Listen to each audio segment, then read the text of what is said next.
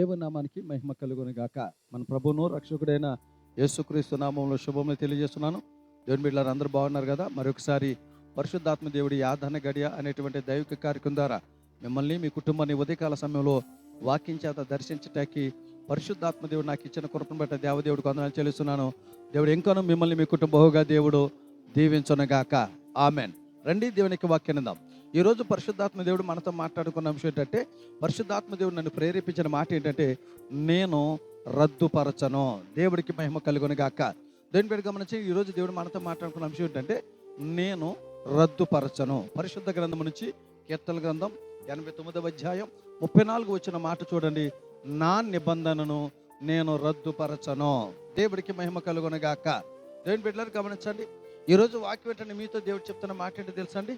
నేను రద్దుపరచను అనగా నేను వాటిని కొట్టివేయను, నేను చెప్పిన దాన్ని మర్చిపోను, నేను రద్దు చేయను. నేను ఒకసారి నేను నీకు మాట ఇచ్చానా, నేను దాన్ని రద్దుపరచను అని దేవుడు ఈ రోజున వాక్యం ద్వారా మాట్లాడుతున్నాడు.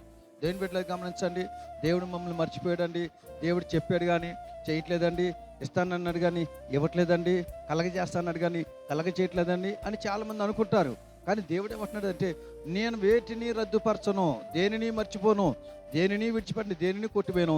నేను ఏమైతే చేస్తానని చెప్పానో ఖచ్చితంగా చేస్తాను, కానీ నేను మాట ఇచ్చి వెనకడుగు వేయను. దేవుడికి మహిమ కలుగును గాక. దేవుని బిడ్డలు గమనించండి, ఏమి రద్దుపరచడో.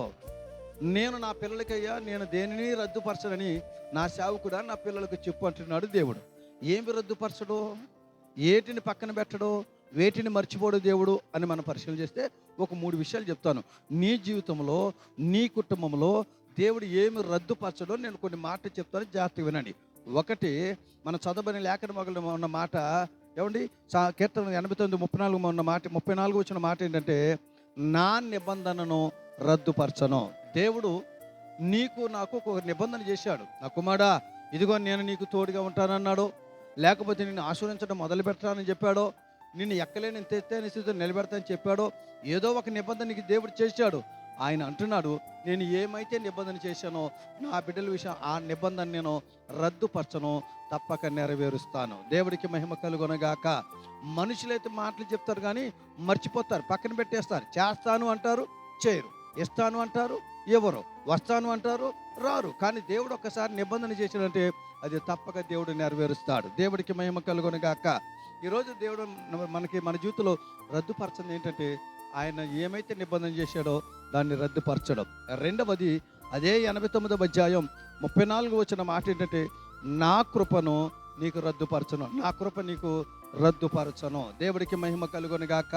ఆయన ఒక్కసారి నా కృప నీకు తోడుగా ఉంటుంది, నా కృప ఎల్లప్పుడూ నీ వెన్నంటే ఉంటుంది, నా కృప అని ఎప్పుడైతే దేవుడు నీకు మాట ఇచ్చాడో ఆయన అంటున్నాడు, నీకు ఒక్కసారి కృపనిచ్చాను కనుక దాన్ని రద్దుపరచను. కృపను రద్దుపరచడు. కృప అంటే ఏంటంటే అనుగ్రహము. నా అనుగ్రహం ఎప్పుడు నిన్ను విడిచి వెళ్ళదు. మొదటిదేమో నిబంధన రద్దుపరచను, రెండవది నా కృప నీ పట్ల ఎప్పటికీ రద్దుపరచను. దేవుడికి మహిమ కలుగునుగాక. ఆయన రద్దుపరిచే దేవుడు కాదు, పక్కన పెట్టేసే దేవుడు కాదు, మర్చిపోయే దేవుడు కాదు, మాట తప్పేవాడు కాదు. మాట ఇచ్చాడని ఖచ్చితంగా దేవుడు దాన్ని నెరవేరుస్తాడు.